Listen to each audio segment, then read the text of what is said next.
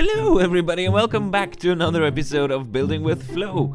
And in case you're new here to the channel, let me give you a bit of a recap. Let's start off by saying that I love playing survival Minecraft and also I love building in Minecraft. And these two things are exactly what I'm doing in this world. I play survival Minecraft with a big focus on building cool and or pretty stuff in my world. And my world currently is this humongous survival island really, and it's completely surrounded by lots of ocean everywhere.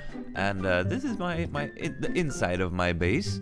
I keep my food stuff down here and also tons of other kinds of useful farms like a sugarcane. Look at all the animals be happy down here. But I am also very much in the process of accumulating a giant chest monster over here. I mean, it's really getting out of hand. The plus side is it really can't get any bigger because these are all of the shulker boxes I have in this world. The downside is that these are all of my shulker boxes and I need them. So I guess I'm gonna have to start clearing all this mess out and store it in these chests over here.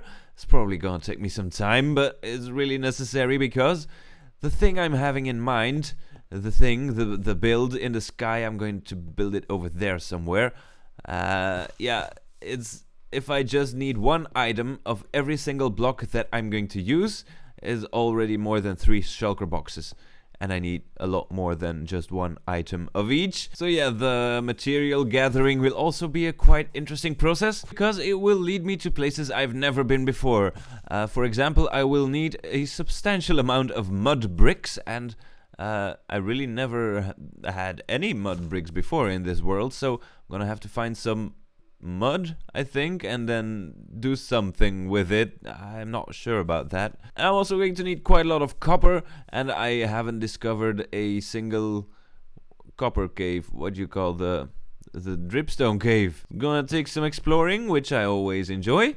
And I've been postponing this as long as I could, but I really don't have any other option than clearing all of these shulker boxes out and storing them in my storage system over here, which is also still on my to-do list. We're going to make this an epic storage room with a giant vault as an entrance.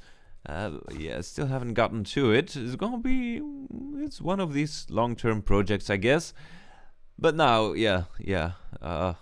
Alright, let's do this. Alright, this wasn't too bad actually. Everything is nicely cleaned up and my inner chest is filled with empty shulker boxes, which I can now use to gather all of these resources. And the first place this resource gathering is gonna lead me is a dripstone cave. I haven't been in a single dripstone cave in this world before. I already did a lot of exploring on the island and also in the caves underneath, and I've got a strong feeling that there are no dripstone caves over here. So I'm just gonna fly south across the ocean, see if I can encounter some new lands with hopefully some dripstone caves. That didn't take long. Alright, been flying around for quite some time. Still not really that much luck in finding a dripstone cave. Let's have a look in here. Oh, that. What? Oh, where's my bow? My bow is gone. Come here, you. And you. Well, somehow I lost my bow. I don't know. I think I threw it out by accident. Yes, took me quite some time, but I did finally find a dripstone cave. Let's just grab a couple of those. And I know for a fact that these caves are also very good for finding copper, because that's also something I'm going to need a whole bunch of. I already see a very good vein over here.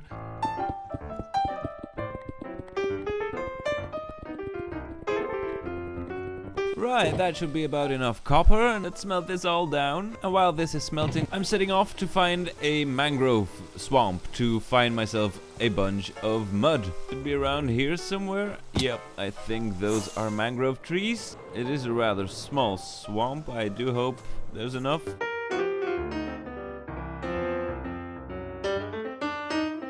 Well, there certainly was more than enough over there. Now I have to combine these with wheat apparently to make packed mud, so that's a thing. I am gonna need quite a lot of that. And another thing I'm gonna need quite a lot of is this regular terracotta. I'm talking like several shulker boxes So yeah, good thing I repaired my pickaxe.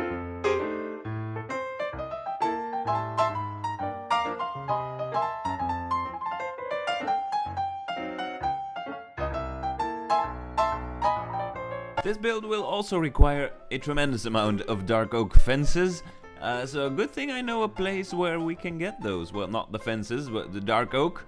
So I've got myself a dark oak forest over here. I brought myself a good stack and a half of TNT, and let's do some good old-fashioned TNT tree chopping. This really makes tree farming a lot more interesting.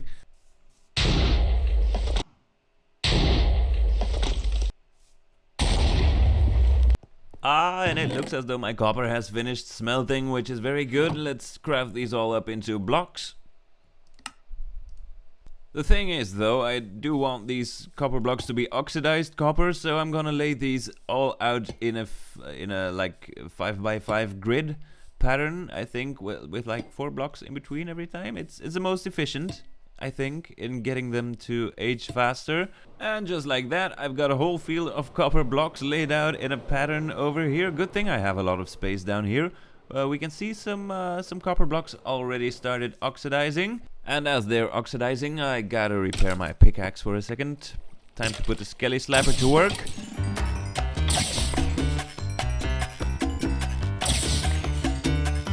And the cool thing about this skeleton spawner is that I've managed to get myself a complete set of chainmail armor. And you can see I'm pretty low on levels. That's because I've been combining some of their bows and I got myself a new one. Just making one last stop in the mining mesa over here. I gotta get my hands on some red sand to make some smooth red sandstone.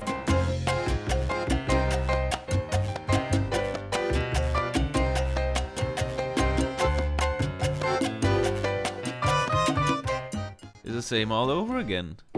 Endless chests of stuff and more stuff, except the difference is I'm gonna need all of this, really, well, I think most of this, to start actually building. I think I have everything. Oh no, I don't have the copper yet. Let's have a look. We've got a good oxidization. I think everything's done except for these couple of cursed blocks over here. Let's do some copper harvesting.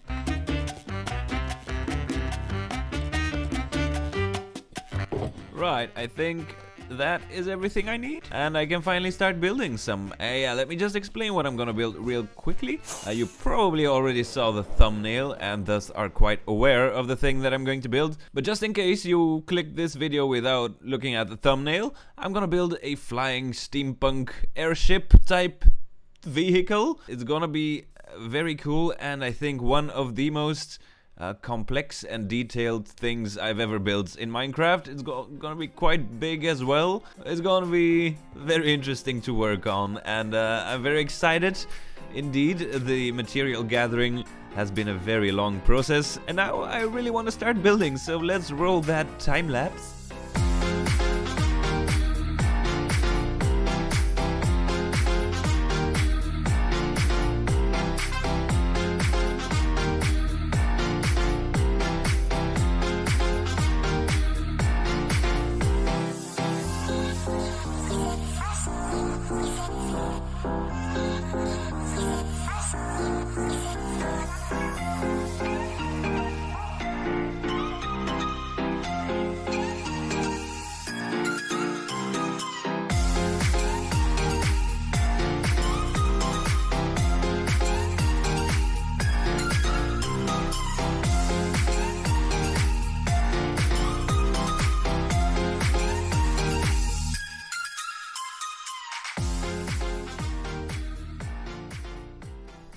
And that, ladies and gentlemen, is by far the most complex and detailed and intricate build I have ever built. Also the reason why this episode came out a bit later than planned. Where to begin? So basically what we have here is a steampunk airship. I spent quite a lot of time designing this. Now what I did with the outside of the hull of the ship is I tried to make it look dirty, and mainly consisting of spare parts which are all worn out and replaced time and again. So I tried to do a lot of gradients. Also, you can see some pumpkins. They actually look pretty nice. If you're looking at it from far away, you'll just see a bit of a highlight on the side of the ship over there where the pumpkins are. Which, yeah, I spent a lot of time thinking about block palettes and choosing the right combinations. And I wasn't sure at first. It is a bold combination of blocks, but I definitely like it. And the more I look at it, the more I like it. So I think that's mission accomplished. And then we have the balloon up there, which is also, I tried to make it a bit of a gradient going from dark at the bottom, which is normal, I think, with the shadow of the top of the balloon, and then slowly transitioning into the gray or light gray terracotta mixed in with the packed mud, and then regular terracotta and acacia planks at the top. And all the way at the top we've got some red smooth sandstone again. You can't really see that. Let's have a bit of a flyby. Yeah, there you can see the top of the balloon. I also added a whole bunch of glow lichen over here just to prevent mobs from spawning in here, because there were quite a lot of those. You'll probably also notice the insane amount of dark oak fences I use here, but I think they actually look great as ropes just hanging off the balloon in some areas. But let's have a look on the ship. Yes, quite a lot of detailing on the deck of the ship. We've got a bit of a crane over here. I thought it looked nice having a crane on the deck of the ship. It looks very steampunky, I think. Maybe not really steampunk. I don't know what this style is. Is this steampunk?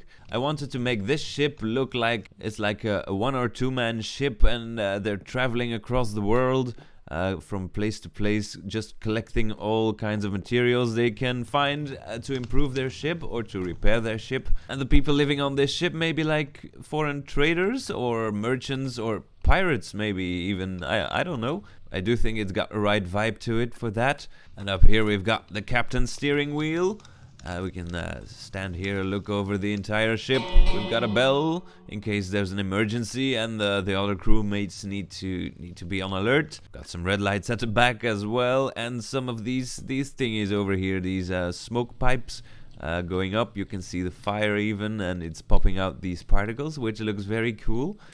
Also the smoke, you can see it from far away, makes it look very nice indeed. We've got lots of these crates type thingies on the floor scattered throughout here, all of the cargo that these merchants are carrying. Also over here on the side of the ship we've got the wings. I also put quite a lot of detail in those. You'll see the rails acting as some kind of a support thingy over here. I tried to have the material of which the wings were made, probably some old cloth, make it look dirty. So we have the gray cyan terracotta and gray wool going over into the light gray terracotta and white terracotta.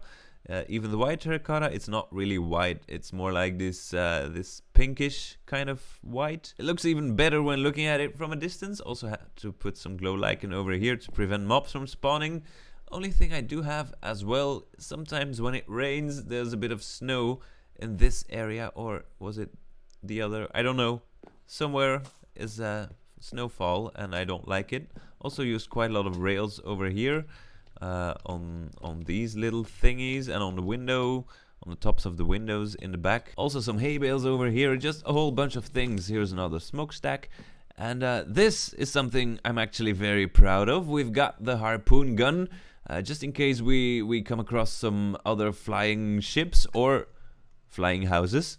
And then the crew can be like, Captain, flying house, 9 o'clock. And then the captain be like, "Arr, let's take her in," or something like that. Yeah, but this is a smoker with a grindstone with a copper rod and some, what do you call this, tripwire hooks on the sides as handles. We've got a lever on the top as like a thing to look through to aim, and a sign over here I written 4 O's on it so that they look like screws holding the thing together. I think it's a nice little detail. We've also got the chair, the rotational chair thingy over here that we can use to swiftly aim at our enemies. We've also got a lever to lower or heighten the chair. It would be nice if the whole chair went down, but yeah, that's not possible, I'm afraid. But yeah, this harpoon gun, I think it looks very nice. It's very detailed. The smoker block just magnificently blends in with